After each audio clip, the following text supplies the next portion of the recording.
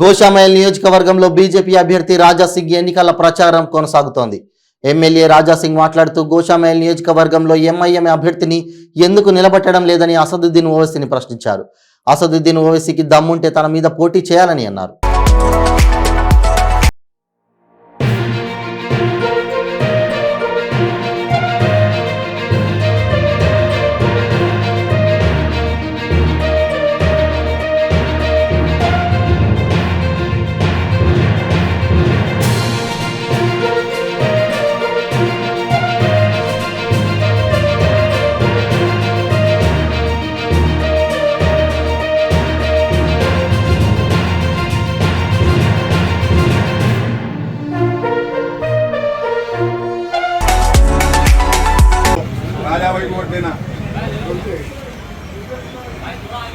రాజాసింగ్ గారు, మీకు గోషామైల్లో పోటీ ఎవరనుకుంటున్నారు?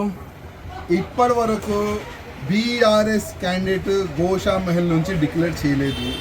ఎందుకు డిక్లేర్ చేయలేదంటే నా గోషామైల్ నియోజకవర్గం నుంచి మన బీఆర్ఎస్కి టికెట్ ఎంఐఎం ఆఫీస్ నుంచి డిసైడ్ అవుతుంది.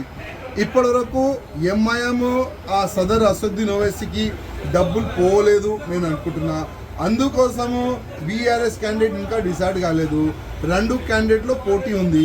ఎవరు ఎక్కువ డబ్బులు అసదుద్దీన్ ఓవైసీకి ఇస్తే ఆయనకి టికెట్ ఇవ్వాలని వాళ్ళు ఆలోచన పెట్టుకున్నారు. కానీ ఒకటే ఒక మాట, అసదుద్దీన్ ఓవైసీ ఇవాళ మొత్తం ఓల్ సిటీ ముస్లిం వాళ్ళు నీకు ఒక క్వశ్చన్ అడుగుతున్నారు. ఎంఐఎం వాళ్ళు ఎవరు కూడా మొగుడు లేరా?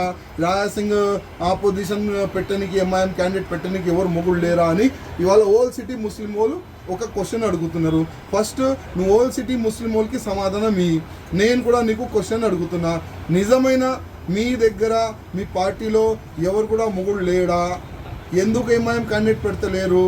నువ్వు అక్కడిక్కడ ఛాలెంజ్ చేస్తున్నావు కదా, నువ్వు అక్కడి నుంచి పోటీ చేయి, నువ్వు ఇక్కడి నుంచి పోటీ చేయి, కాంగ్రెస్ వాళ్ళకి వీళ్ళకి. నేను నీకు ఛాలెంజ్ చేస్తున్నా, నీలో దమ్ముంటే నా కాన్స్టిట్యూన్సీలో పోటీ చేయి, లేకపోతే ఎంఐఎం క్యాండిడేట్ పెట్టు, లేకపోతే నీ చిన్న తమ్ముడికి పంపించు. చూడు ఎట్లా తిప్పి కొడతా చూసుకో బిడ్డ.